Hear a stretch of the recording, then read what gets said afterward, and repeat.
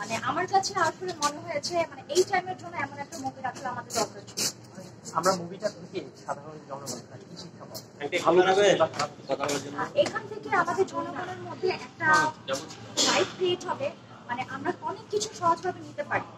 এখানে অনেক কিছু দেখা গিয়েছে যে কঠিন হয়ে গিয়েছিল, বাট এই মুভিটা থেকে আমরা নিজেদেরকে আরো ভিতর থেকে যেটা সুন্দর করার বিষয়, এই জিনিসটা আই হোপ যে মানুষ বুঝতে পারবে যে নিজেদেরকে অনেক কিছু বেটার করার আছে।